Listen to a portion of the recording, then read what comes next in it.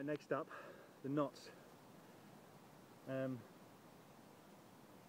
First knot I do is a Siberian hitch, but if you're not familiar or you're not happy with some of the stuff that goes on here, because it's basically an iPhone on a crappy tripod, there's loads of videos out there that people try teaching you all these knots, but at the end of the day, anything that you find is quick release is good enough.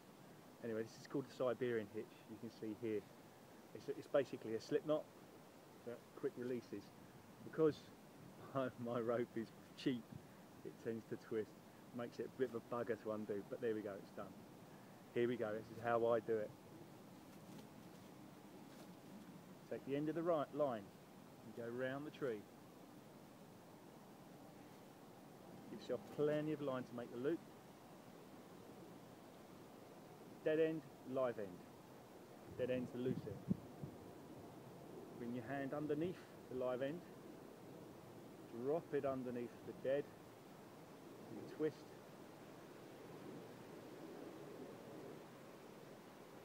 Basically do a slip knot on the live. And that's it. And then toggle it up like a tie, tight to the tree. Otherwise it tends to ride round and it will undo itself. I'll show you again.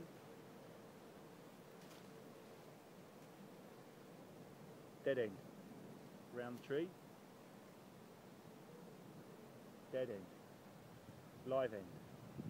Just hold them together.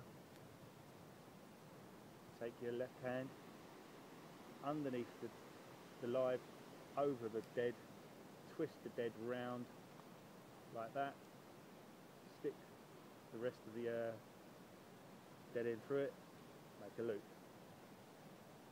toggle it to the tree.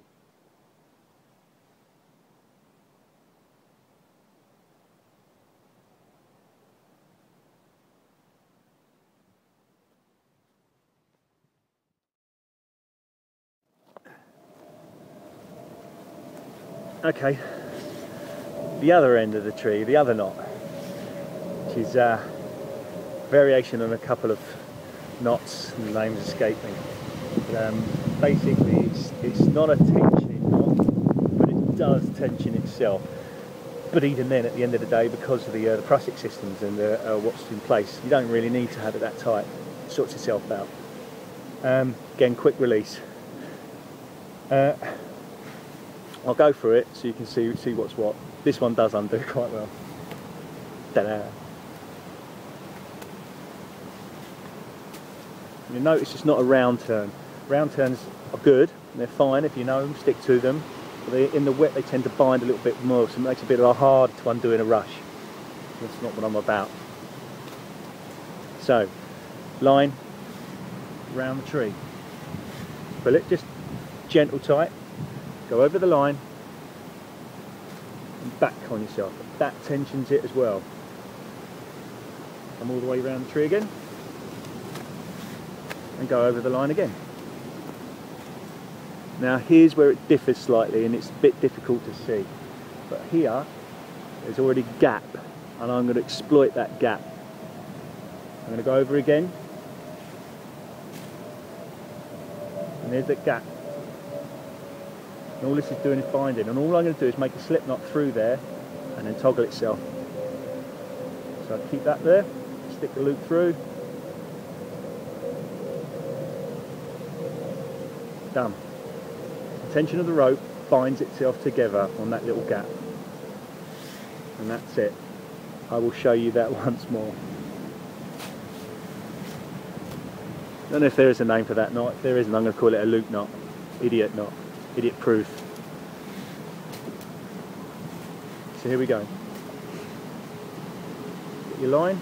You've already got a Siberian at the other end. Round the tree.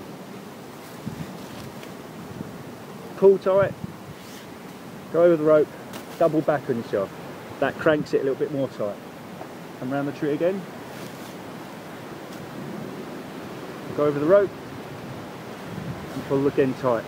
There's a gap here now. You can just about see it, maybe. I'm going to exploit that. So I'm going to go over the rope again, just to bind it.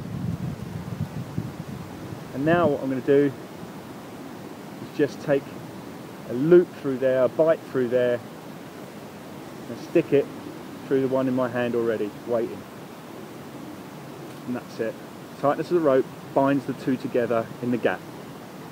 Done, dusted.